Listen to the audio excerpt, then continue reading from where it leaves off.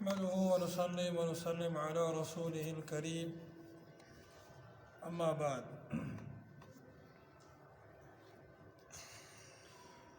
کل سے سورۃ البقرہ کی آیت نمبر 196 کی تفسیر چلی آ رہی ہے،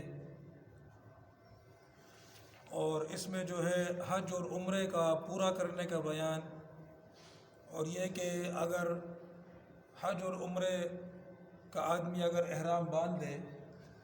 اور پھر جو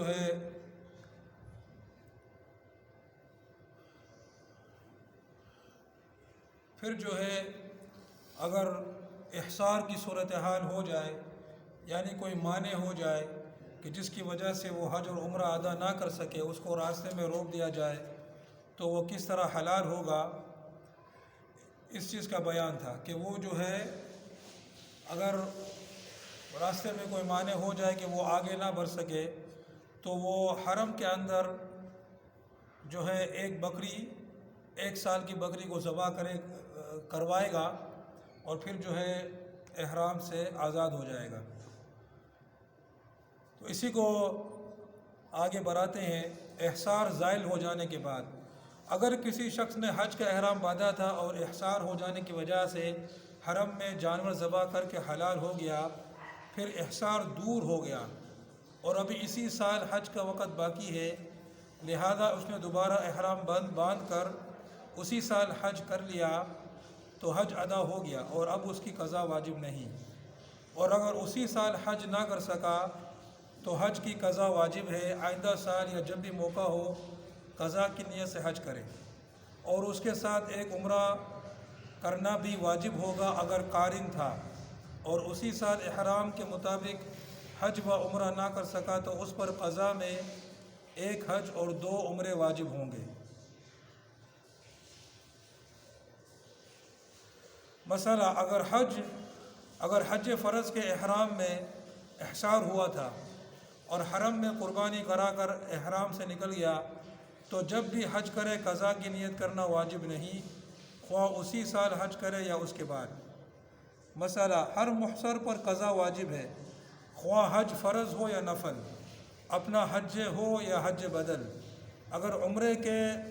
احرام میں احصار ہوا تھا تو اس کی قضا بھی واجب ہے، اور اس پر صرف ایک ہی عمرے کی قضا لازم ہے، جب چاہے عمرہ کر سکتا ہے۔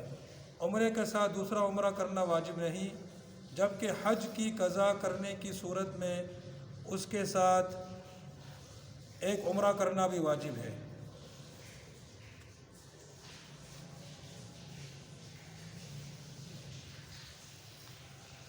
فائت الحج کا حکم۔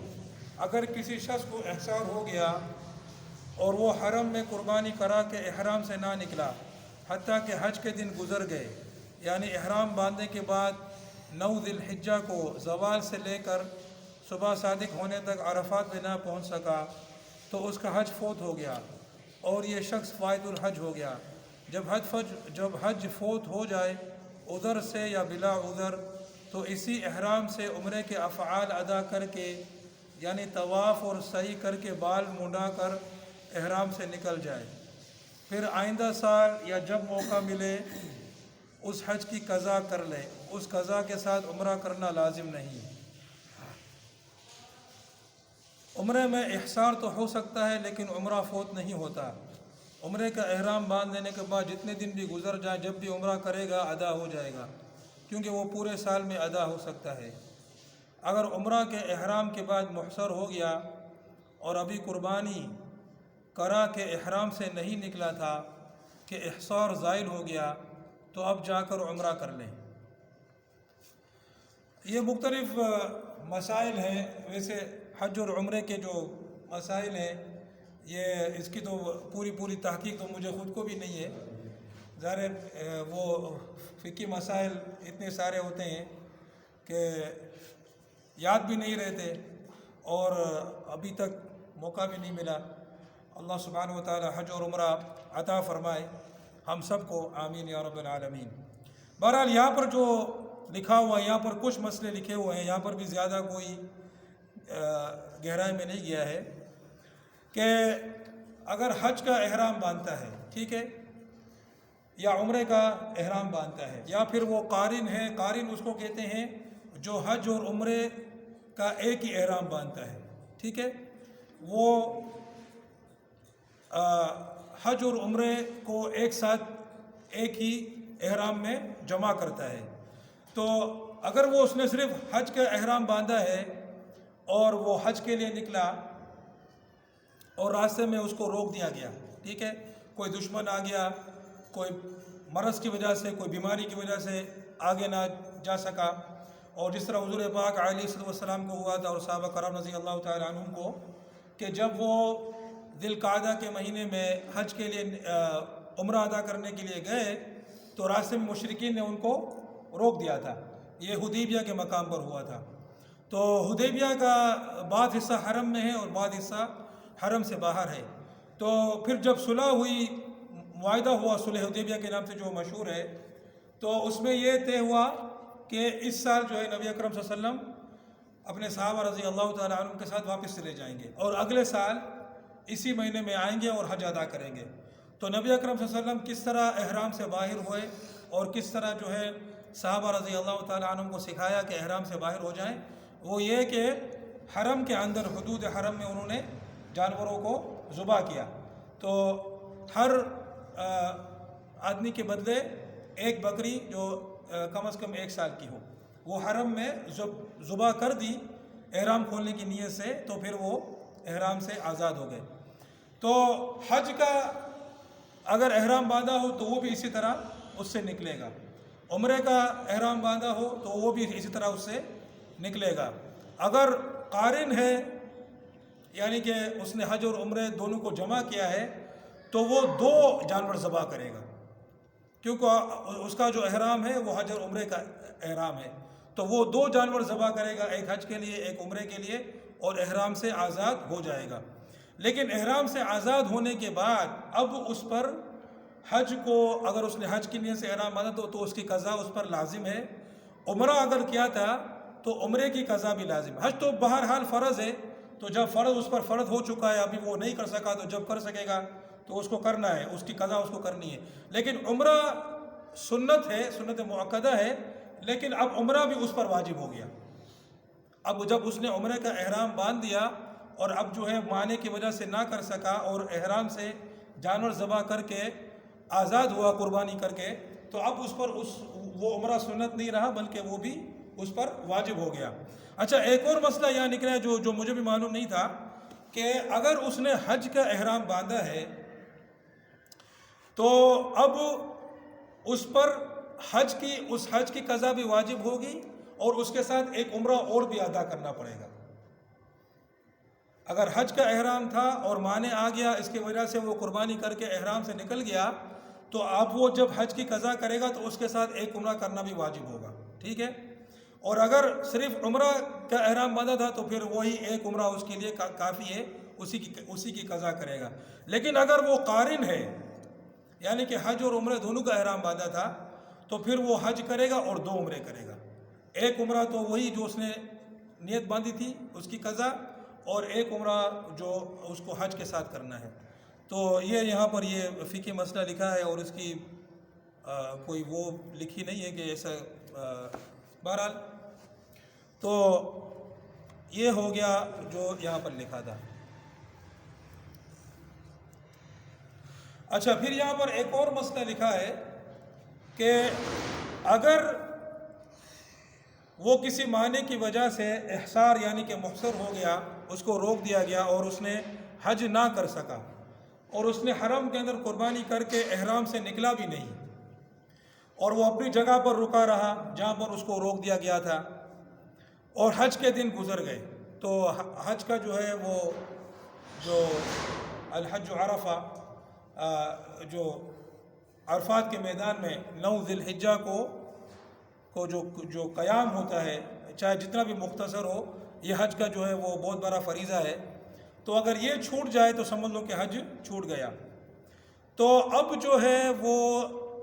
اس احرام سے کیسے نکلے گا؟ عمرے کے افعال ادا کر کے، یعنی طواف کرے گا، صفا مروہ کی سعی کرے گا اور بال منڈا کر احرام سے نکل جائے گا، اور پھر جو ہے اس حج کی قضا کرے گا۔ اچھا، جب اس حج کی قضا کرے گا تو اس قضا کے ساتھ عمرہ کرنا لازم نہیں۔ اچھا، اب جب انہوں نے یہ مسئلہ لکھا ہے تو اس سے کچھ سمجھ میں آ رہا ہے کہ اگر وہ قربانی کر کے نکل جاتا ہے تو کیوں اس پر ایک عمرہ بھی ادا کرنا پڑے گا۔ وہ عمرہ جو ہے وہ حج سے یہاں پر جو ہے جیسے وہ عمرے کے افعال کر کے نکل گیا احرام سے، تو اب جب وہ حج کی قضا کرے گا تو عمرہ کرنا لازم نہیں، اور یہاں پر وہ صرف قربانی کر کے احرام سے نکل گیا تھا، تو اب جب وہ حج کی قضا کرے گا تو اس کے ساتھ عمرہ بھی کرے گا۔ تو بہرحال یہ مسائل ہیں، یہ تو ایک درس قرآن ہے، ان مسائل کو پوری طرح سمجھنے وہ پھر جو ہے وہ علماء کے ساتھ بیٹھ کر اور اچھی طرح سیکھنے چاہیے۔ جو عمرہ یا حج پر جا رہا ہو اسے چاہیے کہ اس کو باقاعدہ اس کی کتابیں پڑھے، اور باقاعدہ جو اس کو سمجھ میں نہ آئے اس کو باقاعدہ علماء سے پوچھ کر سیکھ کر جو ہے وہ کرے۔ اسی طرح اگر اچھا عمرے میں احصار نہیں ہوتا، اچھا پھر آگے بڑھتے ہیں۔ عذر کی وجہ سے ارتکاب جنایت کا حکم۔ اگر کسی نے حج یا عمرے کا احرام باندھا اور وہ سر منڈانے پر دکھ تکلیف کی وجہ سے مجبور ہو گیا، مثلا سر میں جوئیں زیادہ پڑ گئیں یا پورے سر یا آدھے سر میں درد ہے، تو ایسے شخص کو اختیار ہے کہ سر منڈا دے، اور چونکہ یہ احرام پر جنایت ہوگی اس لیے یا تو حرم میں 1 سال کی بکری ذبح کر دے، یا 300 گیہوں 6 مسکینوں کو دے دے، ہر مسکین کو آدھا سوا صدقہ فطر کے برابر ہوتا ہے، یا 3 روزے رکھ لے۔ اگر مالدار ہو تب بھی اختیار ہے کہ ان تینوں کاموں میں سے جو صورت چاہے اختیار کر لے۔ حدیث شریفہ میں یہ جو فرمایا فَمَنْ كَانَ مِنْكُمْ مَرِيضًا أَوْ بِهِ أَذًى مِّن رَأْسِهِ فَفِدْيَةٌ مِّن صِيَامٍ أَوْ صَدَقَةٍ أَوْ نُسُكٍ، یعنی جو شخص تم میں سے مریض ہو یا اس کے سر میں تکلیف ہو تو فدیہ دے دے، روزوں سے یا صدقے سے یا قربانی کے جانور سے۔ اس میں یہی مسئلہ بیان فرمایا ہے۔ کعب بن عجرہ رضی اللہ تعالی عنہ نے فرمایا کہ یہ میرے بارے میں نازل ہوئی، مقام حدیبیہ میں رسول اللہ صلی اللہ علیہ وسلم میرے پاس کھڑے ہوئے تھے، اس وقت میرے سر سے جوئیں گر رہی تھیں۔ آپ علیہ السلام نے فرمایا کیا یہ جانور تجھے تکلیف دے رہے ہیں؟ میں نے عرض کیا جی ہاں۔ آپ نے فرمایا کہ سر مونڈ لو۔ ایک روایت میں کہ آپ علیہ السلام نے فرمایا کہ تم اپنا سر مونڈ لو اور 3 دن کے روزے رکھ لو، یا 6 مسکینوں کو کھانا دے دو، یا 1 بکری ذبح کر دو۔ تیسری روایت میں اس کی تصریح ہے کہ ہر مسکین کو آدھا سوا دے دینا۔ یہ سب روایت صحیح بخاری میں مذکور ہے۔ حدیث شریفہ میں جو فَفِدْيَةٌ مِّن صِيَامٍ أَوْ صَدَقَةٍ أَوْ نُسُكٍ وارد ہوا ہے، اس کی تفسیر حدیث شریف سے معلوم ہو گئی۔ مسئلہ مرض کی معذوری اور سر میں تکلیف ہونے کی مجبوری سے سر منڈانے کا فدیہ اوپر مذکور ہوا۔ اگر کوئی شخص احرام میں ہو اور سخت بخار یا سخت سردی یا سخت گرمی میں مبتلا ہونے کی وجہ سے سلا ہوا کپڑا پہن لے اور بقدر 1 دن یا 1 رات کے پہنے، یا بقدر 1 دن 1 رات کے سر یا چہرہ ڈھانک لے، یا علاج کی مجبوری سے زخم پر خوشبودار دوا استعمال کر لے، تو اس صورت میں ایک دم واجب ہوگا۔ لیکن چونکہ عذر کی وجہ سے جنایت کا ارتکاب ہوا ہے، اس لیے مذکورہ بالا تینوں صورتوں میں سے کوئی بھی صورت اختیار کی جا سکتی ہے۔ اگر بلا عذر ان جنایات کا ارتکاب کرے تو دم ہی دینا لازم ہے۔ اگر بیماری کی مجبوری کی وجہ سے کوئی ایسا کام کیا جس سے بلا عذر کرنے میں صدقہ واجب ہوتا ہے، مثلا 1 دن یا 1 رات سے کم سلا ہوا کپڑا پہنا، تو اس صورت میں اختیار ہے کہ 1 مسکین کو آدھا سوا گیہوں دے دے، یا اس کے عوض 1 روزہ رکھ لے۔ آیت میں یہ جو فرمایا کہ جو تم میں سے مریض ہو یا اس کے سر میں تکلیف ہو، تو اس کے کچھ مسائل کو یہاں پر ذکر فرمایا ہے کہ اگر حج یا عمرے کا احرام باندھا ہوا ہے اور ظاہر احرام کی حالت میں بال نہیں کٹا سکتے ہیں، تو اگر وہ سر میں تکلیف کی وجہ سے اپنا سر جو ہے منڈاتا ہے تو یہ احرام کی جنایت ہے۔ تو اس میں جو ہے اس کو اختیار ہے کہ یا تو 1 سال کی بکری ذبح کر دے، یا 6 مسکینوں کو آدھا سوا، یعنی آدھا سوا صدقہ فطر کے برابر ہوتا ہے، یعنی ہر مسکین کو صدقہ فطر کے برابر گیہوں دے دے، یا پھر جو ہے 3 روزے رکھ لے۔ یہ جو ہے وہ اس جنایت کا بیان ہے۔ باقی جو بہت سارے مسائل ہیں وہ فقہ کی کتابوں سے سیکھنے چاہیے۔ اللہ پاک ہم سب کو حج اور عمرہ عطا فرمائے۔ اور مکہ مکرمہ مکہ معظمہ کی بھی زیارت عطا فرمائے، مدینہ منورہ کی بھی زیارت عطا فرمائے، روزہ رسول صلی اللہ علیہ وسلم کی بھی زیارت عطا فرمائے، آمین یا رب العالمین، وآخر دعوانا الحمد للہ رب العالمین۔